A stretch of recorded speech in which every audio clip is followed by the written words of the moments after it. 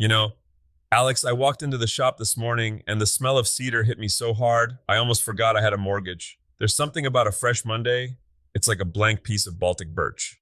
You haven't messed it up with a bad cut yet, and the possibilities are still perfect. Speak for yourself.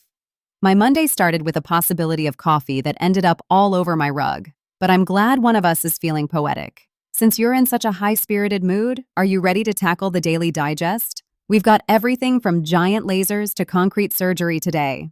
I was born ready, or at least, I was born with a wrench in my hand and a confused look on my face, which is close enough.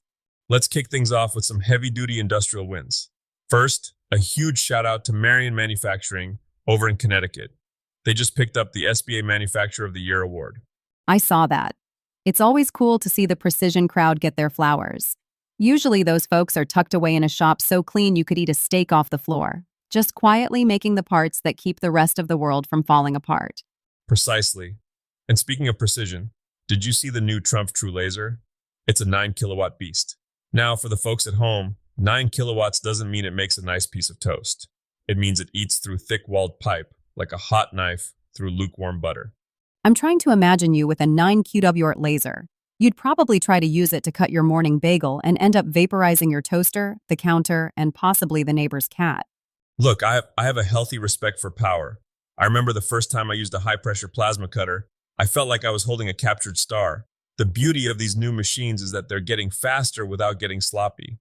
Back in the day, if you wanted to go through heavy steel, you had to move at a snail's pace. And by the time you were done, the heat distortion made the metal look like a potato chip. This thing is a game changer for the fabrication shops. And it looks like the finishing side is getting some love too. Wagner released the Sprint 2 Expert. They're claiming it makes powder coating a lot more intuitive. Which is polite marketing speak for it's harder to screw it up. Powder coating is one of those things that looks easy on YouTube, but then you try it and end up with orange peel texture or thin spots that look like a moth-eaten sweater. Anything that gives a manual operator more control over that cloud of pigment is a win in my book. Moving from the machines to the humans, we've got some big news for anyone looking to ditch the cubicle life. Burns-O-Matic is putting a massive chunk of change into scholarships. This makes my heart beat a little faster. 50 scholarships through 2029 for plumbing and HVAC apprentices. It's about time, right? We've been talking about the silver tsunami of retirements for years. These aren't just jobs. They're essentially recession-proof golden tickets. You're not wrong. When your water heater decides to turn your basement into a swimming pool at 3 o'clock a.m. on a Tuesday, you don't call a philosopher. You call a plumber. If you're an apprentice listening to this, please go for these brand-sponsored grants. Most kids are fighting for the same academic scholarships at big universities, while these trade-specific funds sometimes sit there with fewer applicants. It's like finding a $20 bill in an old pair of work pants, except the $20 bill is actually a debt-free education. You really love that old pants metaphor, don't you? But you're right. It's about the strategy, which actually leads us perfectly into our Maker Mogul segment. We're talking about moving from hobbyist to manager. The 2026 Shopify guidelines are out, and they're really pushing this idea of validate before you create. This is where I have to play the role of the cautionary tale. Years ago, I decided I was going to sell these intricate hand-turned wooden bowls. I spent 3 months making 20 of them, polished them until I could see my own tired face in them, and then realized nobody wanted to pay $300 for a bowl. I was left with a very expensive set of cereal dishes for myself. I remember those. You were eating Cheerios out of a $400 piece of burl for months. Every spoonful tasted like regret.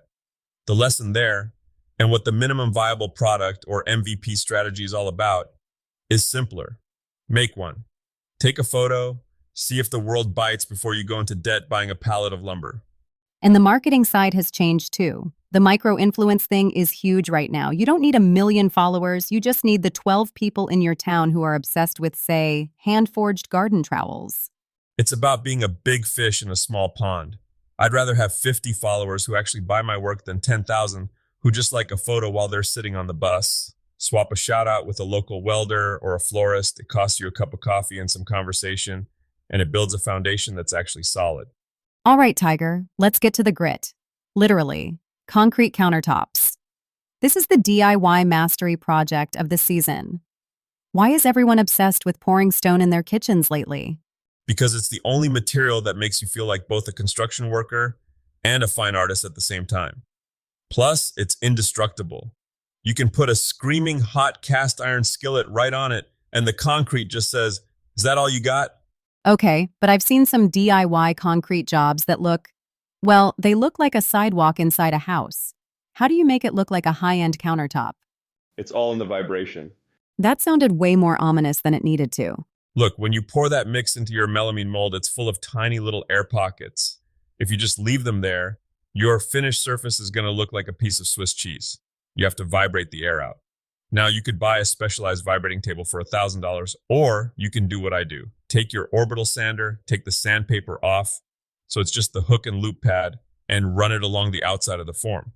Wait, just the vibration from the motor?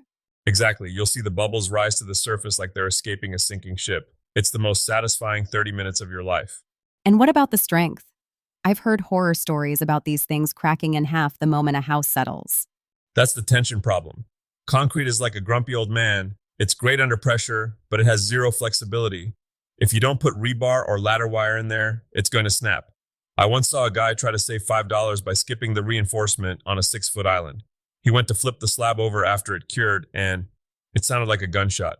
2 weeks of work, gone in half a second. I can feel the pain in your voice. I'm guessing that guy was you? I will neither confirm nor deny, but let's just say I have a very sturdy, very short concrete bench in my garden that used to be a very long countertop. Fair enough. So use reinforcement, vibrate the bubbles out, and use melamine for the mold because it's smooth as glass. Anything else? Patience. Everyone wants to pull it out of the mold the next morning. Resist the urge, let it cure. It's like a good chili. It needs time for the chemistry to happen. If you rush it, you'll end up with soft edges that crumble when you try to polish them.